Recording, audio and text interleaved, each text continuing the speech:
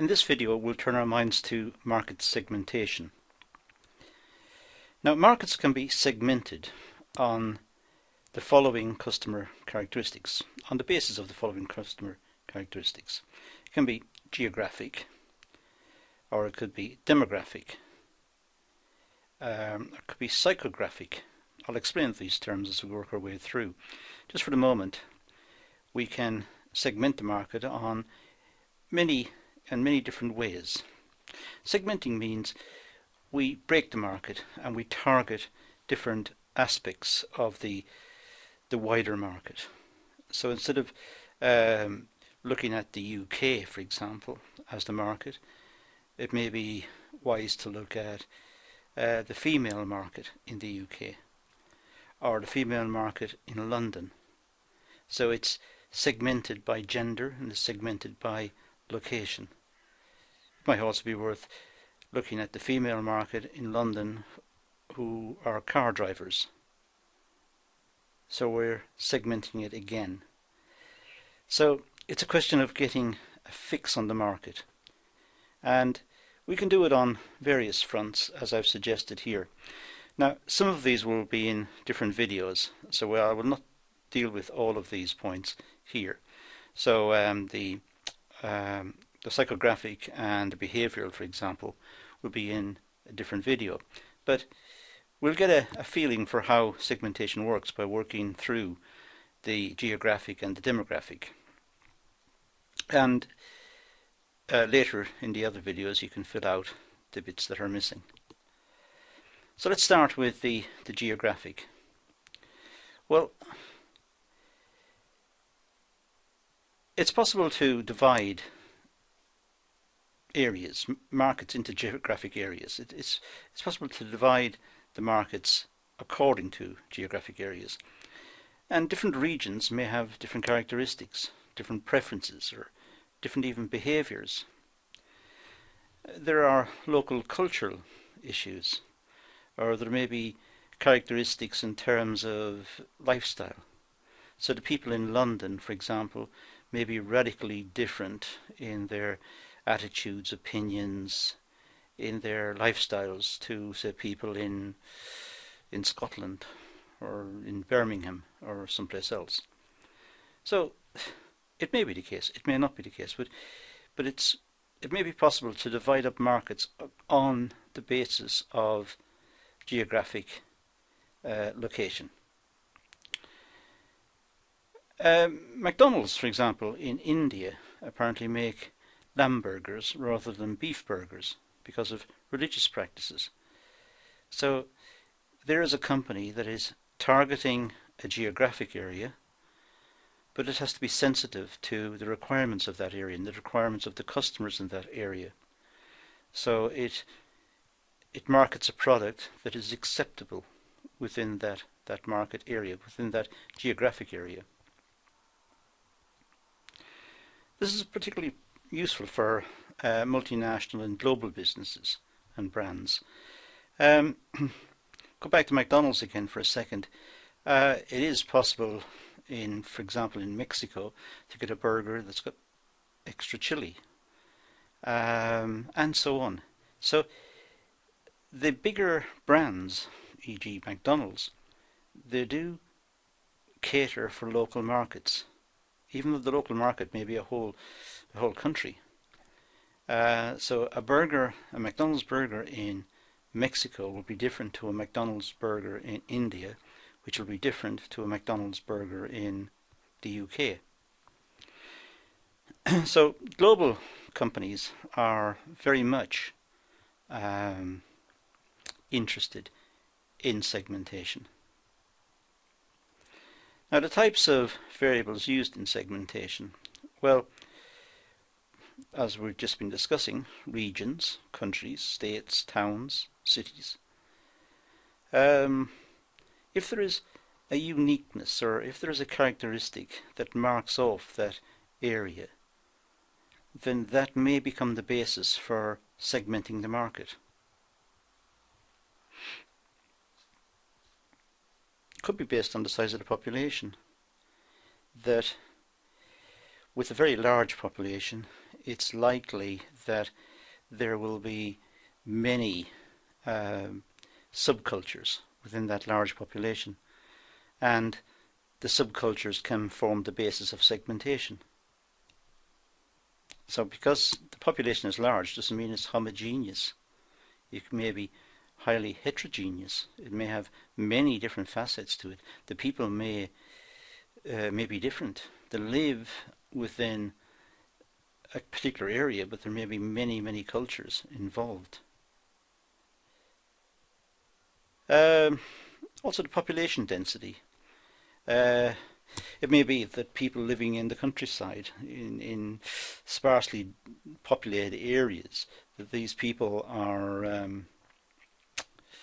they've got different tastes or different requirements, or perhaps to see the world differently, and that may warrant to a different sort of marketing aimed at that particular segment, addressing the needs of those people, and recognizing that their requirements may be radically different to urbanites, to people in the cities. Clearly the climate may be an issue. Cold or warm, it makes a big difference to the way people live, and again to the type of products that may be purchased. We would expect in warm climates more water will be sold, or more suntan lotion. In cold climates, more woolen clothing, more heaters. So again, the market requirements are different, and this leads us to suggest that there may be ways of segmenting that market, looking at different facets of the market and targeting that particular facet, people with special requirements within the overall market. So that's a taster for the geographic basis for segmentation. Now let's have a look at the demographic basis. Well, just about everything on the slide all at once, it's really based on the population characteristics. So demographics can be divided into variables such as the age of the population, or the average age, or some aspect of age within that population. The gender, how is it divided up? Are there a lot more males or a lot more females? And again, what's the age group of the males and the females? And what's the family size? And how much income? What's the disposable income in the area? What's the education level? Many people go to universities, many people have college degrees or college qualifications, or what's the standard of education in the area? It can matter to the marketers who need to target perhaps a particular segment of the market. They need to know this. What's the ethnicity or nationality structure of it? Is it multicultural, or is it dominated in numbers by one particular ethnic group? What's the religion in the area? What's the social class? Are they well-to-do? Are they poor? Are they middle class? Are they striving on the way up? So these are all variables that could be influential. Let's just have a look at some of them, run through this quite quickly. Let's have a look at age, for example. Customers' needs change as they get older. They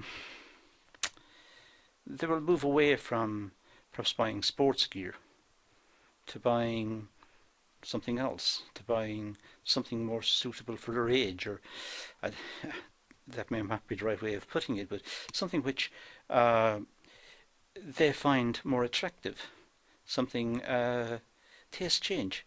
So the example I've got in my mind is a very practical example of people turning to photography and getting involved in crafts later in life, whereas early in life they were into adventure holidays. That's something I have read recently, and it seemed apt. So marketers need to consider packages, promotion and pricing of products to accommodate different age groups, because age groups have different requirements.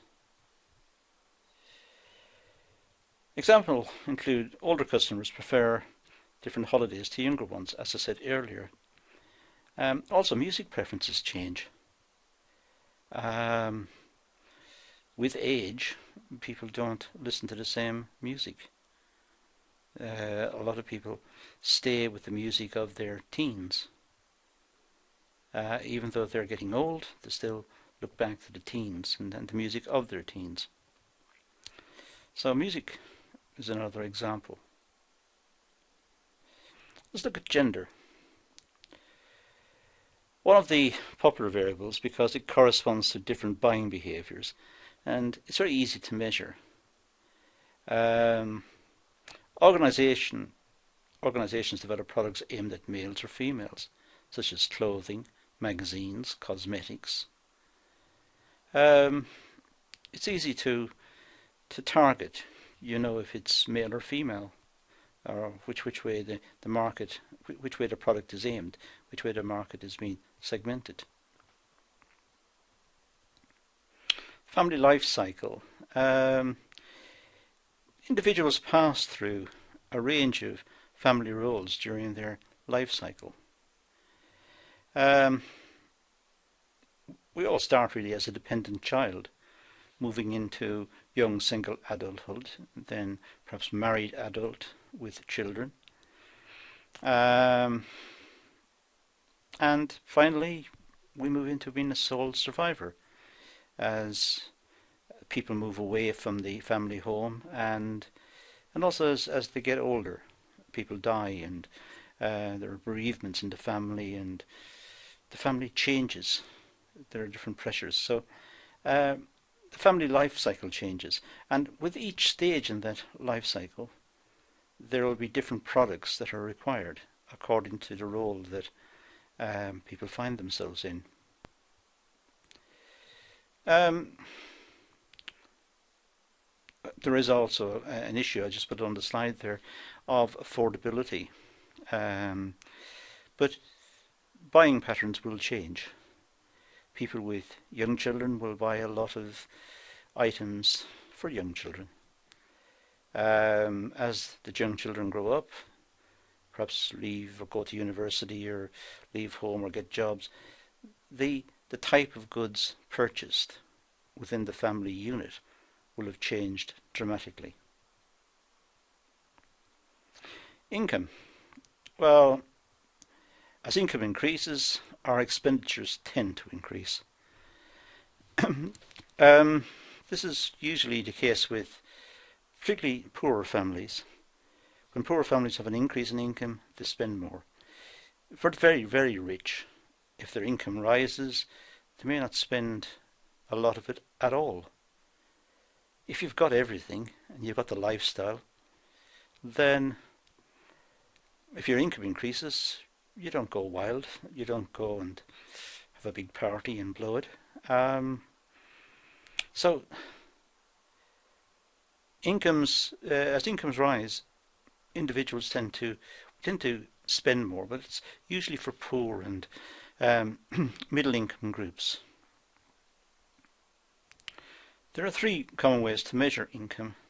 Income before tax, then disposable income, which is really the one we're after most of the time, because it's what we actually get to spend. That's after all of the deductions for tax and insurance, national insurance, and all the deductions we have associated with being citizens of the country and paying our dues. Discretionary income. Well, that's income that we could receive for extra work or for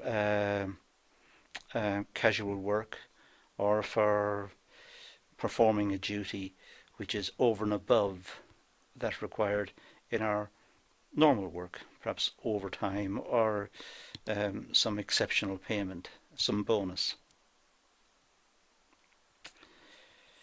Right, occupation. Occupations are classified into classes. Different countries have different ways of doing this, and different organisations classify slightly differently. But the UK uses this one. We have, first of all, professional staff. Then we have middle management, junior management. By the way, the A, B, C1 and so on, these are important. So to classify somebody as an A person means they are professional. A B would be middle management, C1 would be junior management, C2 skilled manual worker, D is semi-skilled and unskilled workers. We've also got E, which are those who are dependent on the state, people without work, unemployed, or people who can't work because of illness or whatever. And so we have different grades of people in a sense, A, B, C1, C2, D and E. And occupations tend to be graded according to those categorizations. Now social class, well, social class does influence our behaviour, our buying behaviour. I suppose people who are quite rich and have inherited a lot of money and come from old families, they will buy a set of goods which are different to perhaps people living on a council estate or people living in suburbia even. So social class means different goods will be purchased. People with money will perhaps buy champagne. People without money perhaps won't buy anything or will buy something a lot less. It manifests in all sorts of ways. The type of cars that people drive, the clothing they wear, the food they eat, the leisure activities they go for, and the products and the services that they purchase.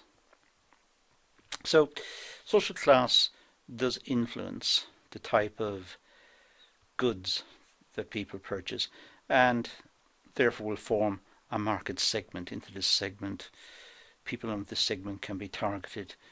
If you're selling champagne, you will target people of a certain social class. If you're selling a Rolls Royce, you will target people of a certain social class. If you're selling a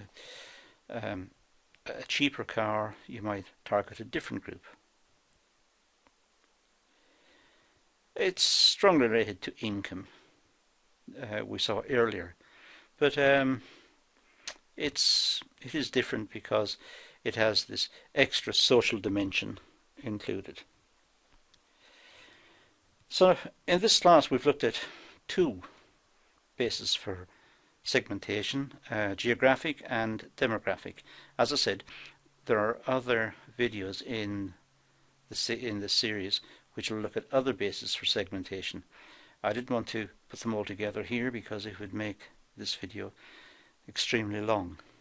So in fact, let's just leave it at that, and thank you for watching.